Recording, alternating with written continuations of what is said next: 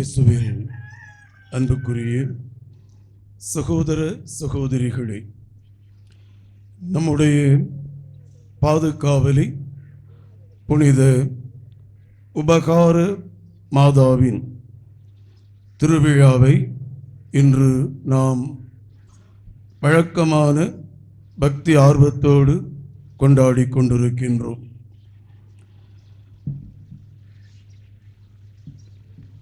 கடந்த 9 நாட்கள் நாம் நவ நாட்கள், அதாவது தயாரிப்பின் நாட்களிலே பல்வேறு சிந்தனைகளை மையப்படுத்தி பல அருமையான கருத்துக்களை மறையுரைகளின் மூலமாக பெற்றதோடு அந்த கருத்துக்களை நாம் நம்முடைய உள்ளத்தில் வைத்து சிந்தித்தோம். இந்நாளிலே நமக்கு வழங்கப்பட்டுள்ள சிந்தனை நேரியவற்றை செய்வோர் என்று கொடுக்கப்பட்டுள்ளது. திருப்பாடல் 15 இதிலே மொத்தம் 5 வசனங்கள் மட்டும்தான் உள்ளன. இந்த திருப்பாடல் 15ஐ பொதுவாக ஆலய நுழைவு வழிபாடு, என்ட்ரன்ஸ் லிட்டர்ஜி என்று சொல்வார்கள். சீயோன், அதாவது எருசலேமில் யாவைக்குரிய ஆலயத்திலே நுழைவதற்கென்று அடிப்படை தகுதிகள் உண்டு. கடவுளிடம் மன்றாடுகின்ற அடியாரின் ஒவ்வொரு விரலுக்கும் ஒரு நிபந்தனை அல்லது தகுதி என்கிற அடிப்படையில் மொத்தம் 10 தகுதிகள் அல்லது 10 நிபந்தனைகள் இந்த திருப்பாடலில் நமக்கு தரப்பட்டுள்ளன. அதாவது ஆண்டவரின் கூடாரத்தில் தங்கியிருப்பவர் யார்? ஆண்டவரின் மலையில் குடியிருப்பவர் யார்? இந்த கேள்வி எழுப்பப்படுகின்றது. இந்த கேள்விக்கு கடவுளின் சார்பாக இந்த பாடல் ஆசிரியர் பதில் தருவதை நாம் பார்க்கின்றோம். இதை போன்று கருத்துக்களை திருப்பாடல் 24 3 முதல் 6 முடிய உள்ள வசனங்களிலே நாம் பார்க்கின்றோம். இங்கே இறைவனுக்கும் நமக்கும் இடையே உள்ள உறவை உறுதி செய்ய தேவையான ஞானத்தை இந்த சிறிய திருப்பாடல் நமக்கு வழங்குகின்றது.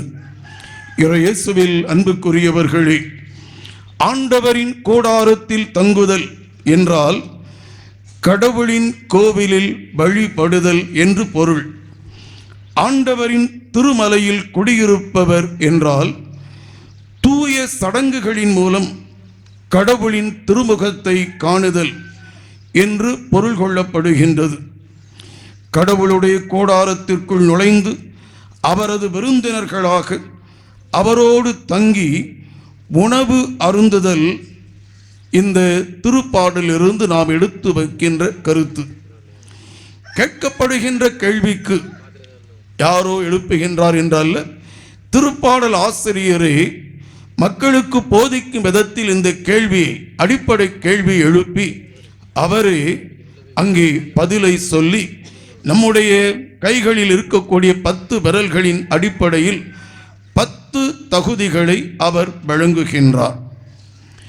இந்த திருப்பாடலில் 2ஆம் வசனத்தில்தான் நேரியவற்றை செய்வோர் அவர்கள் கடவுளின் இல்லத்தில் நுழைய முடியும்.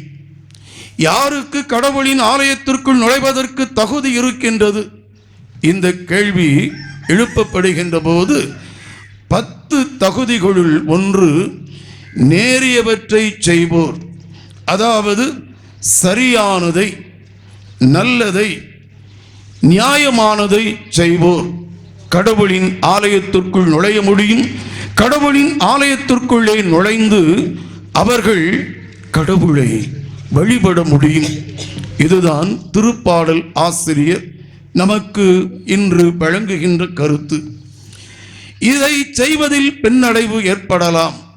ஏனென்றால் மனிதன் பலவீனத்தின் காரணத்தினால் வீழ்ந்து எழுந்து வீழ்ந்து எழுந்து தன்னுடைய வாழ்க்கை பயணத்தை அவன் நிறைவேற்றக்கூடிய நிலையில் இருந்து கொண்டிருக்கின்றான். ஆகவே இதிலே பின்னடைவு வரலாம். இதை நாம் பார்க்கின்ற போது நாம் நம்பிக்கையின் தந்தை என்று சொல்லக்கூடிய ஆபிரகாம், அவர் நேரியவற்றை செய்தார், கடவுளை நம்பினார்.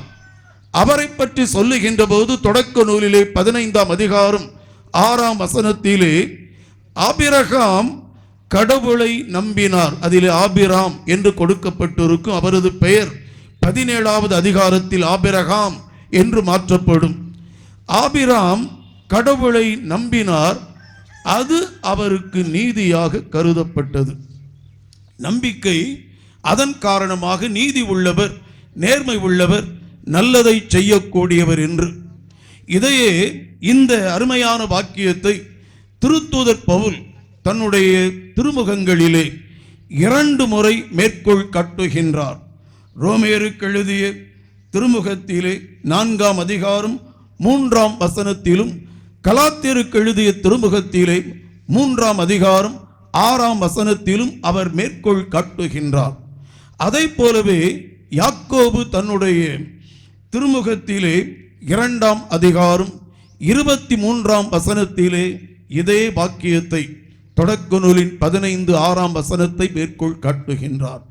அந்த அளவுக்கு அந்த வாக்கியம் முக்கியத்துவம் பெற்றதாக அமைகின்றது.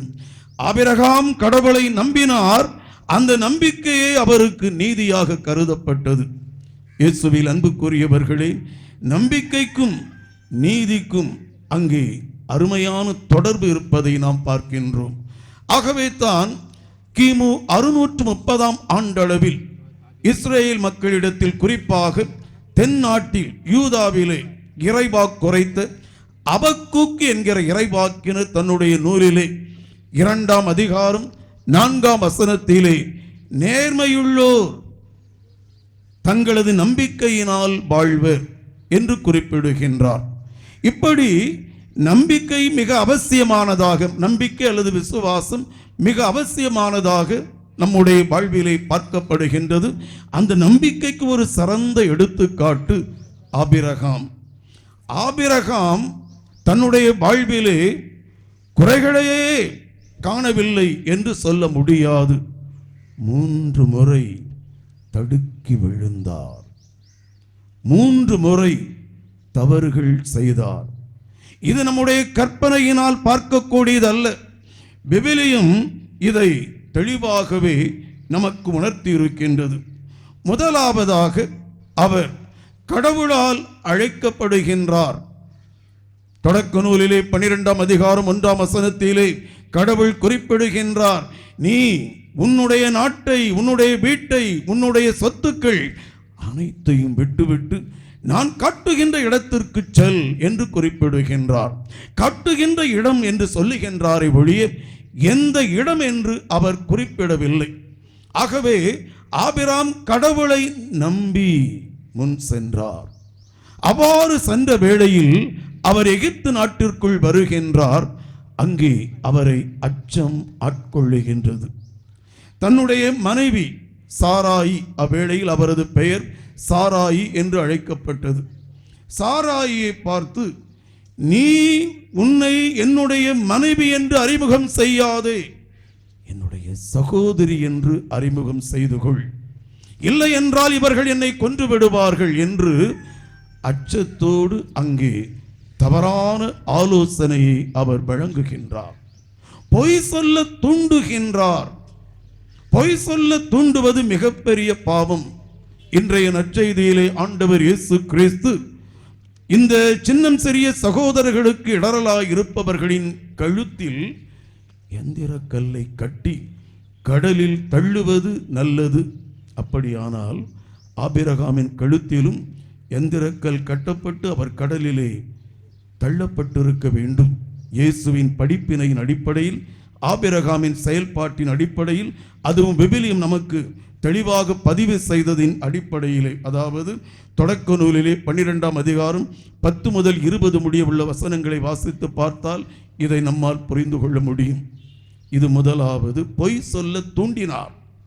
இரண்டாவதாக அவர் தன்னுடைய வீட்டிற்குள்ளேயே ஒரு குடும்ப தலைவனுக்குரிய பொறுப்பை அவர் மறந்தார். அதாவது தன்னுடைய மனைவி சாராயிக்கு பிள்ளை இல்லை. ஆகவே சாராயி ஆலோசனை கூறுகின்றார். ஆகார் என்கிற இந்த அடிமை பெண்ணை நீர் மணந்து கொள்ளும் என்று சொல்லுகின்றார். ஆபிராம் அதை நிறைவேற்றுகின்றார். அங்கே சாராய்க்கு குழந்தை பேரு இல்லை. ஆகாருக்கு இஸ்மயேல் என்கிற மகன் அங்கே பிறக்கின்றான். அதை பார்த்ததும் சாராய்க்கு பொறாமையும் கோபமும் வருகின்றது. ஆகவே ஆபிராமிடத்திலே முறையிட்ட வேளையில் ஆபிராம் குறிப்பிடுகின்றார், பொறுப்பற்ற முறையிலே குறிப்பிடுகின்றார், உன்னுடைய அடிமை பெண் உன்னுடைய கட்டுப்பாட்டிற்குள் இருக்கின்றாள், நீ என்ன வேண்டுமானாலும் செய்து கொள் என்று பொறுப்பற்ற முறையில் கூறுவதை தொடக்க நூலிலே 16ஆம் அதிகாரம் 6ஆம் வசனத்திலே நாம் பார்க்கின்றோம். அங்கே சாராய் அவளை விட்டு விட்டு விரட்டி விடுகின்றார்.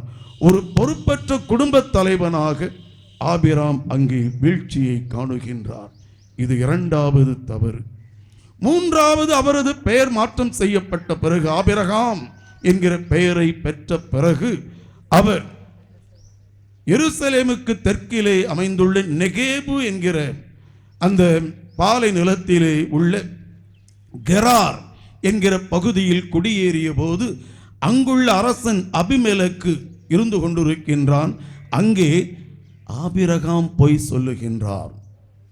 தன்னுடைய மனைவி சாராவை பார்த்து சுட்டிக்காட்டி, இவள் என்னுடைய சகோதரி என்று குறிப்பிட்ட வேளையில் அபிமெலக்கு சாராவை தன்னுடைய மனைவியாக அங்கே எடுத்துக்கொள்ள கொண்ட வேளையில் கடவுள் அவருக்கு தண்டனை வழங்குகின்றார். ஆபிரகாம் பொய் சொல்லி இருக்கவில்லை என்றால் இந்த பிரச்சனை வந்திருக்காது. 3 தவறுகள்.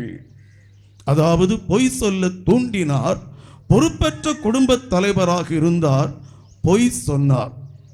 பொய் சொல்ல தூண்டுதல், பொறுப்பற்ற தந்தையாக இருத்தல், பொய் சொல்லுதல், இவை நேரியவற்றை செய்யக்கூடிய ஒரு நபரின் அடையாளங்களா? இல்லவே இல்லை. நேரிய நிலையிலிருந்து ஆபிரகாம் தவறினார். அவர் நம்பிக்கையின் தந்தை என்று அழைக்கப்பட்டாலும் தவறுதானே, அவர் செய்தது தவறுதானே. ஆகவே நேரிய வழியில் நடப்பதற்கு முயற்சி செய்பவர்களுக்கு பின்னடைவு ஏற்படும், வீழ்ச்சி ஏற்படும், எழுச்சியும் உண்டு. கடைசியாக நிரந்தரமாக அவர் எழுந்து நின்றார். தொடக்க நூலிலே 22ஆம் அதிகாரத்தில் பார்க்கின்றோம்.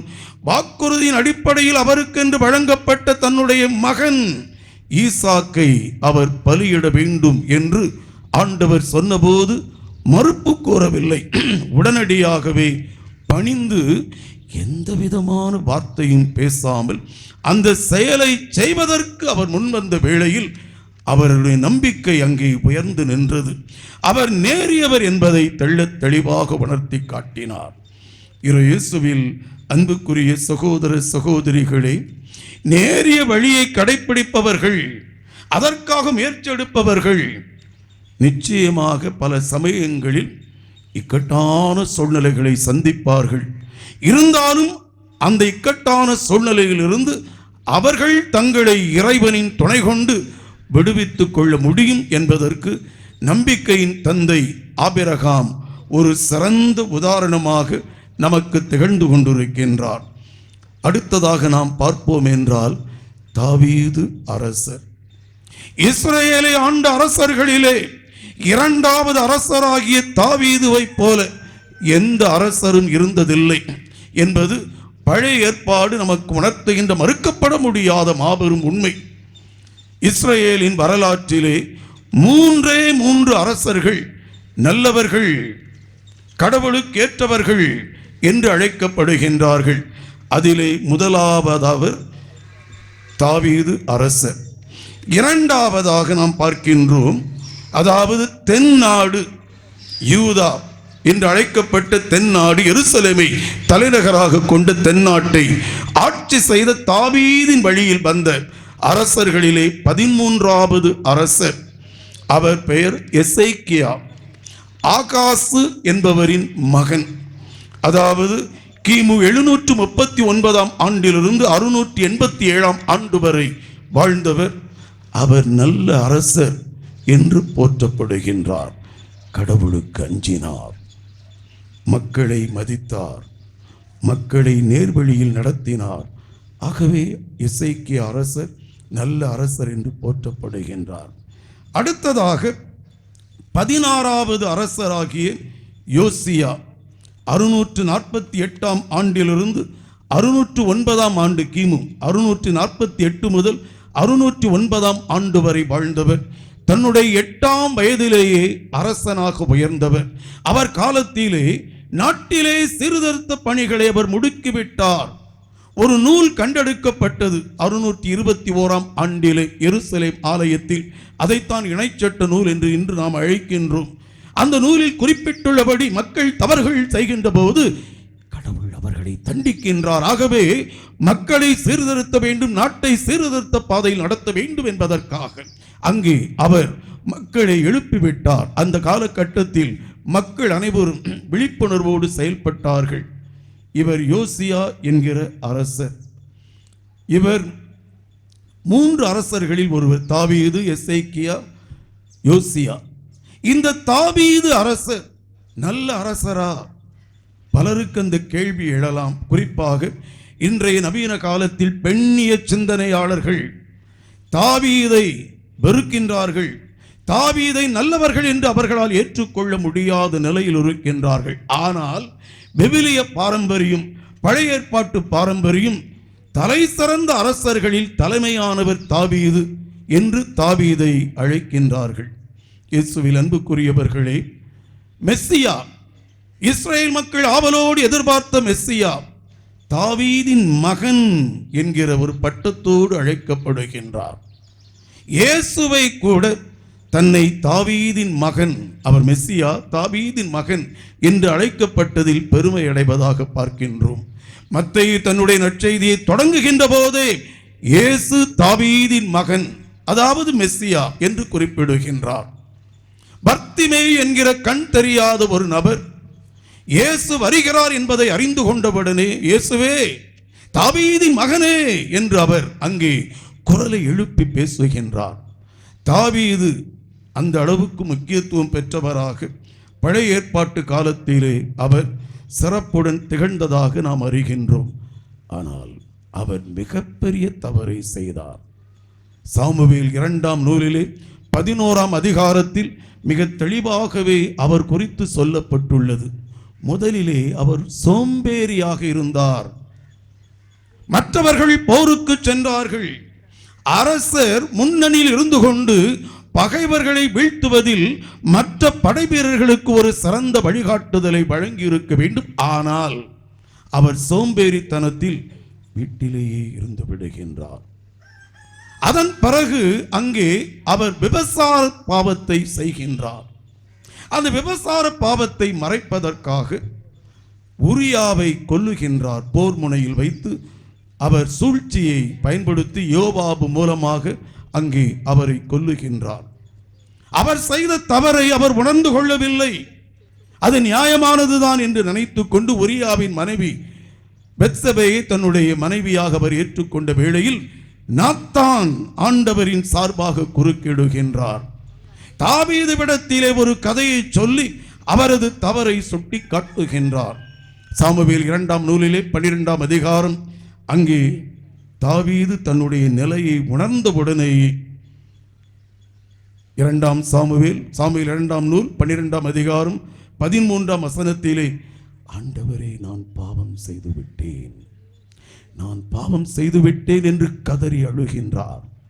தன்னுடைய பாவத்திற்காக பரிகாரம் தேடுகின்றார். அதைத்தான் நாம் திருப்பாடல் 51 அவரது அந்த பாவ மன்னிப்பு கோரும் பாடலாக எடுத்துக்கொள்ளுகின்றோம். ஆனால் பொதுவாக அதை சொல்வார்கள், அது அவர் பாடினாரா அல்லது அவரது பெயரில் இன்னொருவர் பாடினாரா அல்லது அவரது மனநிலையில் இருந்த வேறொருவர் அதை பாடினாரா, இப்படி பல கேள்விகள் எழுந்தாலும் இவர்தான் அந்த பாடலை பாடியிருக்க வேண்டும் என்கிற பொதுவான கருத்து, இது சர்ச்சைக்குரியதுதான் இருந்தாலும் பொதுவான கருத்து. அங்கே நாம் என்ன பார்க்கின்றோம்? அழுதார், புலம்பினார், தன்னுடைய பாவத்தை நினைத்து கடவுளிடத்திலே வேதனை கண்ணீரை அவர் விட்டார். ஆகவே அன்று முதல் நேரியவராக, நேரிய பாதையில் நடந்தார், உயர்ந்தார். இஸ்ரேலின் அரசர்களிலே தலை சிறந்த அரசராக, மெஸ்ஸியாவுக்கு ஒரு முன்னோடியாக அவர் இருந்ததாக அறிகின்றோம். இயேசுவில் அன்புக்குரியவர்களே, எசேக்கியேல் நூலிலே 18ஆம் அதிகாரம் 21 முதல் 24 முடியுள்ள வசனங்களிலே அழகான முறையில் எசேக்கியேல் மூலமாக கடவுள் செய்தியை வழங்குகின்றார். அது எசேக்கியேலின் சொந்த கருத்து அல்ல, கடவுளின் தூண்டுதலில் அந்த செய்தியை வழங்குகின்றார். அதாவது, தீயவர் தங்களது தீய நாட்டங்களிலிருந்து தங்களை விடுவித்துக் கொண்டு நேரிய பாதையில் நடக்க தொடங்கினார்கள் என்றால், அதுவரை அவர்கள் செய்த தீமைகள் கணக்கில் எடுத்துக் கொள்ளப்படாது. அவர்களின் நேரிய வழி அங்கே அவர்களுக்காக நிற்கும். அவர்களை கடவுள் உயர்த்தி விடுவார்.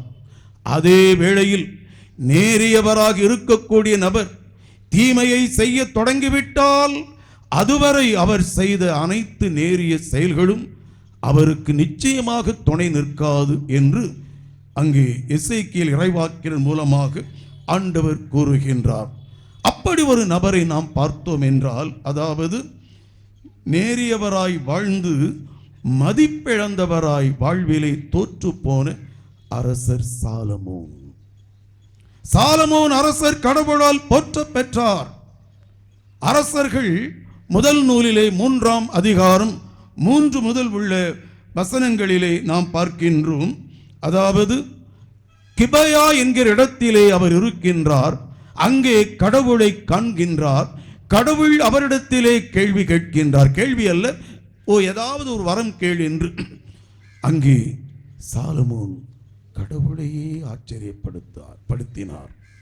அதாவது, தனக்கென்று தன்னல அடிப்படையில் எதையும் கேட்காமல் தன்னுடைய மக்களை, நாட்டை சரியான முறையில் நிர்வாகம் செய்வதற்காக ஞானத்தை கேட்டு பெற்றார். கடவுள் அப்படி ஆச்சரியத்தில் மூழ்கி போய்விட்டார். உனக்காக, உன்னுடைய வாழ்க்கைக்காக, உன்னுடைய வாழ்நாளை கூட்ட வேண்டும் என்பதற்காக, உன்னுடைய நாட்டை பெருக்க வேண்டும் என்பதற்காக நீ எதையும் கேட்கவில்லை.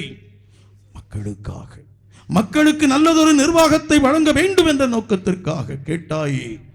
இது முதல் இதுவரை யாருமே உன்னை போல் ஞானியாக இருந்திருக்க முடியாது, இனிமேல் இருக்க முடியாது என்று கடவுள் அவரை போற்றுவதாக நாம் பார்க்கின்றோம். அது மட்டுமா, அவரது ஞானத்தை பற்றி கேள்விப்பட்ட சேபா நாட்டு அரசி அவரை சந்திப்பதற்காக வருவதாக அரசர்கள் முதல் நூலிலே 10ஆம் அதிகாரம் 1 முதல் 10 முடிய உள்ள வசனங்களில் பார்க்கின்றோம். சேபா அரசை பார்க்கின்றார். நாட்டின் நிர்வாகத்தை நோக்குகின்றார். கட்டடங்களை எல்லாம் பார்க்கின்றார். சாலமோனை அவர் அங்கே புகழ்வதற்கு பதிலாக சாலமோனுக்கு ஞானத்தை வழங்கிய கடவுளை புகழ்கின்றார்.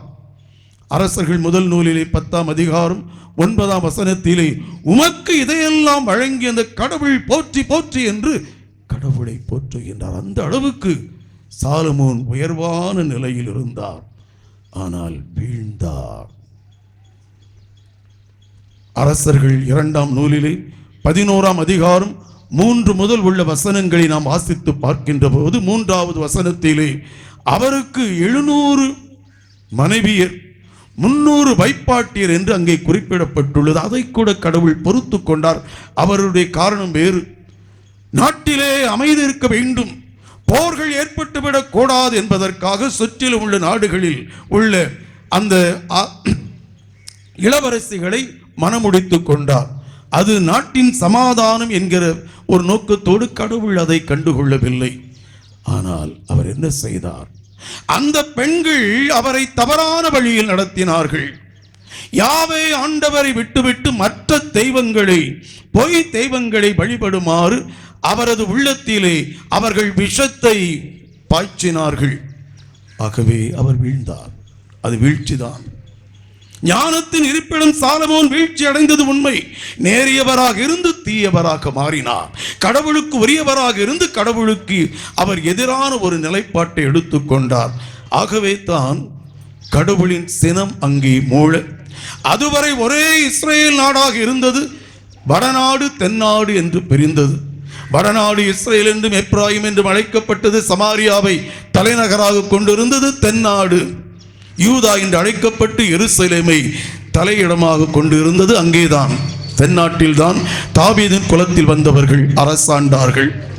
இயேசுவில் அன்புக்குரியவர்களே, நேரியவராய் இருத்தல் ஒரு தொடர் முயற்சி. எழுச்சியும் உண்டு, வீழ்ச்சியும் உண்டு, எழுச்சியும் உண்டு, வீழ்ச்சியும் உண்டு. இது மாறி மாறி வரக்கூடியது. இது ஒரு ஆன்கோயிங் ப்ரோசஸ். ஆன்கோயிங் ப்ரோசஸ், அதாவது தொடர் நிகழ்ச்சி. இன்று நான் மனம் மாறிவிட்டேன், இன்று நான் நேரியவனாக மாறிவிட்டேன், இன்று நான் தீமைக்கு முற்றுப்புள்ளி வைத்து விட்டேன் என்று சொன்னால் அது நிலைக்காது. அந்த நிலையை கட்டி காப்பதுதான் முக்கியம். அதுதான் விவிலியத்திலிருந்து பழைய ஏற்பாட்டிலே குறிப்பாக நாம் பார்க்கின்ற அத்தனை நபர்களிடமிருந்து நாம் அறிய வருகின்றோம். இயேசுவில் அன்புக்குரியவர்களே, நம்முடைய தாய் மரியா எலிசபெத்தின் இல்லத்திலே அழகான ஒரு பாடலை பாடினார். லூக்கா நற்செய்தியிலே 1ஆம் அதிகாரம் 46 அல்லது 47ஆம் வசனம் முதல் 55ஆம் வசனம் முடிய அவர் பாடிய பாடல் இருக்கின்றது. அதிலே 50ஆம் வசனம், அந்த பாடலிலே 50ஆம் வசனத்திலே அவருக்கு அஞ்சி நடப்போருக்கு தலைமுறை தலைமுறையாய் அவர் இரக்கம் காட்டி வருகின்றார். கடவுளுக்கு அஞ்சி நடப்போருக்கு கடவுள் இரக்கம் காட்டி வருகின்றார். இதையே நாம் மாற்றி கூட விளக்கி கூற முடியும். கடவுளுக்கு பணிந்து நேரிய வழியில் நடக்கக்கூடியவர்களை கடவுள் காப்பாற்றுவார். கடவுளுக்கு அஞ்சுதல் என்றால் ஏதோ பேயை கண்டோ, கொலைகாரனை கண்டோ, திருடனை கண்டோ அஞ்சுவது அல்ல. மாறாக கடவுளின் பிள்ளையாக நான் வாழ வேண்டும், அந்த நிலையை நான் தக்க வைத்துக் கொள்ள வேண்டும். என்னுடைய சிந்தனை, சொல், செயலின் மூலமாக கடவுளிடமிருந்து நான் விலகிவிடக் கூடாது. இந்த எண்ணம் தான் கடவுளுக்கு நாம் அஞ்சுதல் என்று பொருள். விவிலியத்தை பார்க்கின்ற போது கடவுளுக்கு அஞ்சுதல் என்றால் என்னுடைய ஒரு சிறிய சிந்தனையாலும் சொல்லாலும் செயலாலும் கடவுளை நான் அதிருப்தி செய்துவிடக்கூடாது. இந்த எண்ணம் தான் கடவுளுக்கு அஞ்சுதல். ஆகவே கடவுளுக்கு அஞ்சுதல் என்றால் நேரான பாதையில் நடத்தல், கடவுள் சுட்டிக்காட்டியுள்ள வழியிலே நடத்தல் என்று நாம் பொருள் கொள்ள முடியும். அன்னை மரியா அதைத்தான் அங்கே தன்னுடைய பாடலிலே குறிப்பிடுகின்றார். இதையொத்த கருத்தினை திருப்பாடல் 111:5 நாம் பார்க்கின்றோம். அவர் தமக்கு அஞ்சி நடப்போருக்கு உணவு அளிக்கின்றார், அதாவது வாழ்வை வழங்குகின்றார். தமது உடன்படிக்கை என்றும் நினைவில் கொள்கின்றார். இயேசுவில் அன்புக்குரியவர்களே, அன்னை மரியா ஓர் இறைவாக்கினராக இந்த புரட்சிமிக்க பாடலை பாடினார் என்றால் அவர் நேரிய வழியை கடைபிடித்தவர். நேரான வழியில் இருந்து அவர் ஒருபோதும் விலகாதவர். எப்பொழுதுமே அவர் கடவுளையே சிந்தித்துக் கொண்டிருந்தார். வாழ்க்கையிலே குழப்பங்கள் வந்தன, அன்னை மரியாவுக்கு குழப்பங்கள் வந்தன என்று சொன்னால் அது தவறல்ல. குழப்பங்கள் வந்தன. சில இக்கட்டான சூழ்நிலையில் அவரால் புரிந்து கொள்ள முடியாத ஒரு நிலை ஏற்பட்டது. குறிப்பாக குழந்தை இயேசு பிறந்த வேளையில் இடையர்கள் எங்கிருந்தெல்லாம் வந்திருக்கின்றார்கள், பாடுகின்றார்கள், மகிழ்ச்சி அடைகின்றார்கள், போற்றுகின்றார்கள். ஆடி பாடிக்கொண்டே வெளியே சென்று அந்த குழந்தையை பற்றி அவர்கள் தங்களது மகிழ்ச்சியை வெளிப்படுத்துகின்றார்கள். அன்னை மரியாவுக்கு அது விளங்கவில்லை. லூக்கா நற்செய்தியிலே 2ஆம் அதிகாரம் 19ஆம் வசனத்திலே அன்னை மரியா அவற்றை தன்னுடைய உள்ளத்தில் பதித்துக் கொண்டார். பிறகு 12 வயது நிரம்பிய ஆண்டவர் இயேசு கிறிஸ்து அவர் எருசலேம் ஆலயத்தில் பாஸ்கா விழா கொண்டாட போன வேளையில் அங்கே காணாமல் போய் 3ஆம் நாள் அவர் கண்டுபிடிக்கப்பட்ட வேளையில் அவரிடத்தில் அன்னை மரியா ஒரு கேள்வியை கேட்க ஆண்டவர் அவருக்கு ஒரு பதிலை தர, அந்த பதிலால் அன்னை மரியா குழப்பமடைய என்ன செய்வது என்று தெரியாமல் இதையெல்லாம் மனதில் வைத்துக் கொண்டார் என்று லூக்கா நற்செய்தியிலே 2ஆம் அதிகாரம் 51ஆம் வசனத்திலே குறிப்பிடப்படுவதை பார்க்கின்றோம். மனதில் வைத்துக் கொள்ளுதல், சிந்தித்தல். அந்த நிகழ்வுகளை சிந்தித்தார். இயேசுவில் அன்புக்குரியவர்களே, அந்த நிகழ்வுகள் அன்னை மரியாவுக்கு இறை வார்த்தையாக சென்றன. இறை வார்த்தை என்றால் வெறுமனே உச்சரிக்கப்படக்கூடியதோ எழுதப்படக்கூடியது மட்டுமல்ல, அவை உண்டு. எழுதப்பட்டவை விவிலியம், உச்சரிக்கப்பட்ட அனைத்தும் உண்டு. சில வார்த்தைகள் எழுதப்பட்டு இருக்க முடியாது. குறிப்பாக திருத்தூதர் பவுல் தன்னுடைய 3ஆம் தூதரை பயணத்தின் இறுதியிலே அவர் மிலேத் என்கிற நகரத்தில் எபேசு நகரத்து மூப்பர்களோடு கடைசி உரையை நிகழ்த்திய வேளையில் திருத்தூதர் பணிகள் நூல் 20ஆம் அதிகாரம் 35ஆம் வசனத்திலே பெற்றுக்கொள்வதை விட கொடுப்பதே பேருடைமை நல்லது என்று இயேசு கூறியதாக அவர் குறிப்பிடுகின்றார். ஆனால் எந்த நற்செய்தி நூலிலும் இயேசு இவ்வாறு கூறியதாக சொல்லப்படவில்லை. உச்சரிக்கப்பட்ட வார்த்தைகள் அனைத்தும் எழுதப்பட்டவை என்று சொல்லிவிட முடியாது. ஆகவே உச்சரிக்கப்பட்டவை எழுதப்பட்டவை மட்டும்தான் இறை வார்த்தை என்று அல்ல, மாறாக நிகழ்வுகள். இந்த நாட்களில் ஆங்காங்கே நான் என்னுடைய மறையுரை நிகழ்த்துகின்ற போது இந்த ஒரு கருத்தை நான் மையப்படுத்துகின்றேன். இந்த ஒரு கருத்தை நான் நிச்சயமாக அழுத்தி பேசுகின்றேன். 2-3 இடங்களில் நான் இதை பற்றி பேசிவிட்டேன். அதாவது இறை வார்த்தை வெறுமனே சொல்லப்படக்கூடிய எழுதப்படக்கூடிய வார்த்தை மட்டுமல்ல, அது ஒரு நிகழ்ச்சி. எபிரேய மொழியிலே டபார், வார்த்தைக்கு பொருள் வார்த்தை, அதாவது வார்த்தையை குறிக்கக்கூடிய வார்த்தை எபிரேய வார்த்தை டபார். பன்மை சொல் டபாரிம், சொற்கள் டபாரிம், சொல் டபார். இந்த டபார் என்கிற வார்த்தை எபிரேய மொழியிலே வெறுமனே சொல்லப்படக்கூடியது, உச்சரிக்கப்படக்கூடியது, எழுதப்படக்கூடியது மட்டுமல்ல, நிகழ்ச்சியும் வார்த்தை தான். கடவுளோடு கொண்டுள்ள நிகழ்ச்சி, மனிதருக்குள்ளே இருக்கக்கூடிய நிகழ்ச்சியும் கடவுளின் வார்த்தை தான். இதை பற்றி ஓர் ஆயர் ஒரு உரையின் போது சொன்னார். 2008ஆம் ஆண்டிலே அகில உலக ஆயர்களின் பேரவை, அதாவது 12வது அகில உலக ஆயர்களின் பேரவை ரோமே நகரிலே நடந்தது. அவ்வேளையில் அது ஏறக்குறைய 3 வாரங்கள் நடக்கும். அதன் பிறகு திருத்தந்தை அதை சம்பந்தமாக ஒரு அறிவுரை சுற்றுமடலை வழக்கமாக அனுப்புவார். அதைத்தான் நம்முடைய முன்னாள் திருத்தந்தை 16ஆம் பெனடிக்ட் ஆண்டவரின் அருள்வாக்கு என்கிற அந்த ஒரு சுற்றுமடலை அனுப்பினார். அந்த நாளின் இறுதி, அந்த ஒரு ஆயர் பேரவை கூட்டத்தின் இறுதி நாளிலே திருத்தந்தை 16ஆம் பெனடிக்ட் அங்கே அவர்களை சந்திப்பதற்காக, கலந்து கொண்டவர்களை சந்திப்பதற்காக செல்லுகின்றார். அனைவரும் காத்திருக்கின்றார்கள். அவர் உள்ளே நுழைகின்றார். அனைவரும் அமைதியாகிவிட்டார்கள். அவ்வேளையிலே முன்னாள் திருத்தந்தை 16ஆம் பெனடிக்ட் குறிப்பிட்டார், நான் வருவதற்கு முன்பாக அனைவரும் மகிழ்ச்சியோடு பேசிக் கொண்டிருந்தீர்கள், ஒருவரோடு ஒருவர் உரையாடி கொண்டிருந்தீர்கள். அதுதான் இறை வார்த்தை என்று அவர் குறிப்பிட்டார். அதுதான் இறை வார்த்தை. இறை வார்த்தை ஒரு நிகழ்ச்சி. நமக்குள்ளே பேசப்படக்கூடியவை, நாம் கடவுளோடு பேசக்கூடியவை, அதைத்தானே விவிலியம் கூறுகின்றது. ஆகவே விவிலிய வார்த்தைகள் மட்டுமல்ல, நமக்குள்ளே இருக்கக்கூடியதும் இறை வார்த்தை. அன்னை மரியாவை பொறுத்தவரை அந்த 2 நிகழ்வுகளும் அன்னை மரியாவின் உள்ளத்தில் அவர் பதித்து சிந்தித்தாரே, அந்த நிகழ்வுகளை இறை வார்த்தையாக ஏற்றுக்கொண்டார். இறை வார்த்தையாக ஏற்றுக்கொண்ட காரணத்தினால்தான் அவரால் நேரிய பாதையில் செல்ல முடிந்தது. சிமியோன் இறைவாக்கினர் அன்னை மரியாவை குறித்து எருசலேம் ஆலயத்திலே உம்முடைய உள்ளத்தை ஒரு வாழ்வூடுருவம் என்று சொன்னாரே, அது வெறுமனே துன்பம் என்பது மட்டுமல்ல, துன்பமும் உண்டு, ஆனால் அதைவிட மேலானது உம்முடைய உள்ளத்தை இறை வார்த்தை எப்பொழுதும் தாக்கிக் கொண்டிருக்கும். இறை வார்த்தை உம்மை பக்குவப்படுத்தி கொண்டிருக்கும். எபிரேயருக்கு எழுதப்பட்ட திருமுகத்தின் ஆசிரியர் 4ஆம் அதிகாரம் 12ஆம் வசனத்திலே ஆண்டவரின் வார்த்தை இருபுறமும் கூரான வாளை போன்றது என்று குறிப்பிடுகின்றார். ஆகவே இறை வார்த்தை அன்னை மரியாவுக்கு ஊன்றுகோலாக இருந்தது. அவரது வாழ்விலே நேரியவற்றை அவரால் கடைப்பிடிக்க முடிந்தது. இயேசுவில் அன்புக்குரியவர்களே, நேரியவற்றை செய்பவர்கள் எல்லாம் கடவுளுக்கு உரியவர். அதைத்தான் இன்றைய முதல் வாசகத்தில் நாம் பார்க்கின்றோம். அங்கே எல்தாது மேதாது அவர்கள் மற்றவர்களோடு இணையாமல் இறைவாக்கு குறைத்துக் கொண்டிருக்கின்றார்கள். ஒருவர் செய்தியை கொண்டு வருகின்றார். யோசுவாவுக்கு கோபம் வருகின்றது. அவ்வேளையிலே மோசே குறிப்பிடுகின்றார், அனைவருமே இறைவாய் குறைத்தால் எவ்வளவு நன்றாக இருக்கும் என்று. அவர்கள் நல்லதைத்தான் செய்கின்றார்கள். அவர்கள் தனியாக செய்து கொண்டிருக்கட்டும், நல்லதைத்தான் செய்கின்றார்கள். கடவுளுக்குரியவற்றை யார் செய்கின்றார்களோ அவர்கள் கடவுளால் அங்கீகரிக்கப்படுகின்றார்கள்.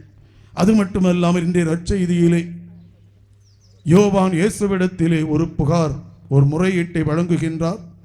உன் பெயரால் ஒருவர் பேய் ஓட்டுவதைக் கண்டு அவரை தடுக்க பார்த்தோம் என்று இயேசு தடுக்க வேண்டாம். என் சார்பாக பேசக்கூடியவர் ஒருபோதும் எனக்கு எதிராக செல்ல மாட்டார். கடவுளுக்குரியதை அவர் இயேசுவோடு இணையாமல் அவர் நல்லதை செய்தார். இயேசு அவரை போற்றினார். இயேசுவில் அன்புக்குரியவர்களே, நேரியவற்றை செய்வது என்றால் அன்னை மரியா நமக்கு தெளிவாகவே உணர்த்தியிருக்கின்றார். இறை வார்த்தைக்கு நாம் எப்பொழுதும் செவிமடுக்க வேண்டும். இறை வார்த்தையை நாம் உள்ளத்திலே உள்வாங்கிக் கொண்டு அதன் உட்பொருளை ஆராய வேண்டும். பல வேளைகளில் பலர் மனப்பாடமாக பேசுவார்கள், நல்லதுதான். மனப்பாடத்தை விட முக்கியமானது அந்த வார்த்தைகளை தியானித்தல். இறை வார்த்தையை 2, 3, 4 முறை தியானிக்கின்ற போது அந்த இறை வார்த்தை நம்மோடு பேசும். அதுவரை அறிந்திராத உண்மைகளை அந்த இறை வார்த்தை நம்மோடு பகிர்ந்து கொள்ளும். இயேசுவில் அன்புக்குரியவர்களே, நேரிய வழியில் நாம் நடக்க வேண்டும் என்றால் இறை வார்த்தையோடு பேச வேண்டும். அன்னை மரியாவைப் போல அந்த இருபுறமும் வாழாலான, இருபுறம் கூர்மை நிறைந்த வாழை போன்ற இறை வார்த்தையை நம்முடைய உள்ளத்தை அது பக்குவப்படுத்த நாம் அனுமதிக்க வேண்டும். அதுதான் முக்கியமானது.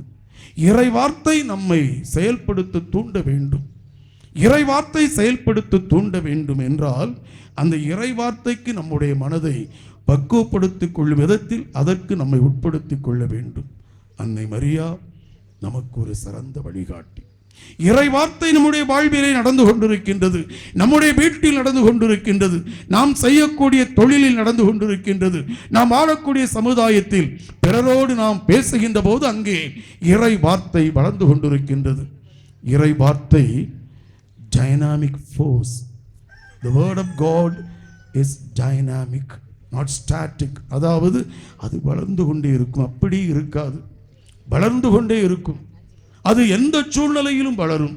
ஆகவே நேரிய வழியை செய்ய வேண்டும், வழியில் செல்ல வேண்டும் என்றால் இறை வார்த்தை நம்மில் வளர வேண்டும், நம்மோடு இருக்க வேண்டும்.